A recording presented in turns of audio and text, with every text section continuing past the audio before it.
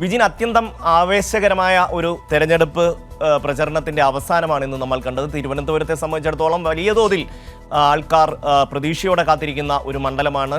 ശക്തമായ മത്സരം നടക്കുന്ന മണ്ഡലമായിരുന്നു. എങ്ങനെയാണ് ഇന്നത്തെ ഒരു കലാശക്കൊട്ട്, എങ്ങനെയാണ് ഇവിടുത്തെ ഒരു അന്തരീക്ഷം തിരുവനന്തപുരം? വിജിൻ.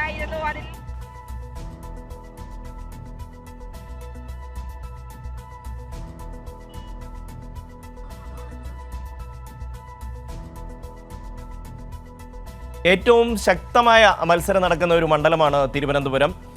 ഇവിടെ കലാശക്കൊട്ട് എങ്ങനെയായിരുന്നു ഓരോ മുന്നണിയുടെയും വലിയ ഒരു ആവേശം? വിജിൻ. ആവേശം നിറക്കുന്നത് തന്നെയായിരുന്നു തിരുവനന്തപുരത്തെയും ആറ്റിങ്ങലെയും മണ്ഡലങ്ങളിലെ കലാശക്കൊട്ട് എന്ന് പറയുന്നത്. തിരുവനന്തപുരത്ത് പേരൂർക്കടയിൽ അവസാന നിമിഷം കലാശക്കൊട്ടിന്റെ ആവേശത്തിനൊപ്പം മഴ കൂടി എത്തിയതോടെ ആ മഴ പോലും വകവെക്കാതെയാണ് മൂന്ന് മുന്നണികളിലെയും സ്ഥാനാർത്ഥികളും ഒപ്പം തന്നെ പ്രവർത്തകരും ഒക്കെ ഈ തെരഞ്ഞെടുപ്പിൽ ഏറ്റവും അവസാനത്തെ പരസ്യ പ്രചരണത്തിന്റെ ഏറ്റവും അവസാന മിനിറ്റുകളിൽ ആവേശം വാരിച്ചൊരുന്നത്. എന്തായാലും തെരഞ്ഞെടുപ്പിൽ ആദ്യം മുതൽ ഈ സ്ഥാനാർത്ഥി പ്രഖ്യാപനം മുതൽ LDF നേടിയ മേൽക്കൈ ഈ ത്രികോണ മത്സരം എന്ന ഉറപ്പിക്കുന്ന രീതിയിലുള്ള ഒരു കലാശക്കൊട്ട് തന്നെയായിരുന്നു ഉണ്ടായിരുന്നത്. പന്ന്യൻ രവീന്ദ്രൻ ഒരു സ്ഥാനാർത്ഥികൾക്കിടയിൽ ഒരു യുവാവിന്റെ ചുറുചുറുക്കോടെ എത്തിയതോടെ LDF പ്രവർത്തകർ മുഴുവൻ ആവേശത്തിലേക്ക് മാറി. ഒപ്പം തന്നെ NDA UDF സ്ഥാനാർത്ഥികളും ഈ കലാശക്കൊട്ടിലും സജീവമായിരുന്നു. എന്തായാലും ഈ ഏറ്റവും 15 വർഷം മുമ്പ് തങ്ങളുടെ MP ആയിരുന്ന പന്ന്യൻ രവീന്ദ്രനിലൂടെ ഇത്തവണ LDFന് തിരുവനന്തപുരം മണ്ഡലം തിരിച്ചുപിടിക്കാൻ കഴിയും എന്ന പ്രതീക്ഷയാണ് വെച്ച് പുലർത്തുന്നത്. ആ രീതിയിലുള്ള ഒരു തെരഞ്ഞെടുപ്പ് പ്രചാരണം തന്നെയായിരുന്നു LDFന്റെ ഭാഗത്തുനിന്ന് ഉണ്ടാവുകയും ചെയ്തത്. മറ്റൊരിക്കലും കാണാത്ത രീതിയിൽ സാധാരണക്കാർക്കിടയിലേക്ക് ഇറങ്ങി ചെന്നുകൊണ്ടുള്ള പ്രചാരണമായിരുന്നു LDF നടത്തിയത്.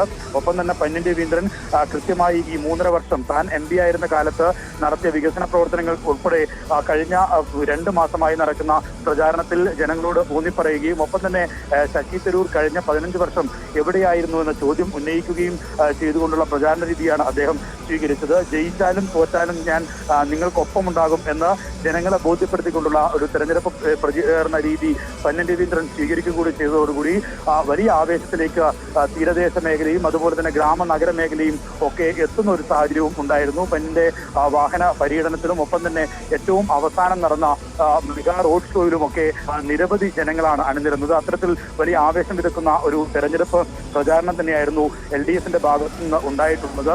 എന്തായാലും അതിസമ്പന്നരായ 2 സ്ഥാനാർത്ഥികൾക്കിടയിൽ സാധാരണക്കാരനെ ഒപ്പം നിൽക്കാൻ താൻ ഉണ്ടാകും എന്ന ഒരു ഉറപ്പ് ജനങ്ങൾക്ക് നൽകിക്കൊണ്ടാണ് പന്ന്യൻ രവീന്ദ്രൻ പ്രചരണം മുന്നോട്ട് പോയത്. ആറ്റിങ്ങലിലെ സ്ഥാനാർത്ഥി V ജോയി നിലവിൽ വർക്കല MLA കൂടിയാണ്. ആ വർക്കല വിഭാഗങ്ങളിലും ഈ ആറ്റിങ്ങൽ മണ്ഡലത്തിലും CPM ജില്ലാ സെക്രട്ടറി എന്ന നിലയിൽ ഒക്കെ ഉണ്ടായിരുന്ന ജനപിന്തുണ ഇത്തവണ വോട്ടാക്കി മാറ്റി കഴിഞ്ഞ തവണ കൈവിട്ടു പോയ മണ്ഡലം തിരിച്ചുപിടിക്കാൻ കഴിയും എന്ന പ്രതീക്ഷയും ഒപ്പം തന്നെ അത്തരത്തിലുള്ളൊരു പ്രഖ്യാപനവും നടത്തുന്നതായിരുന്നു V ജോയിയുടെ ആദ്യഘട്ടം മുതലുള്ള പ്രചാരണം. എന്തായാലും ജനങ്ങളിലേക്ക് ഇറങ്ങിച്ചെന്ന് ജനങ്ങളുടെ ജോയി എണ്ണനായിട്ടാണ് പ്രചരണം V ജോയി കൊഴുപ്പിച്ചത്. എല്ലാ വിഭാഗം ജനങ്ങളും യുവജനങ്ങളും ജില്ലയിൽ നിന്നുള്ള കുട്ടിക്കലാശത്തിന്റെ വിവരങ്ങൾ നൽകിയത്.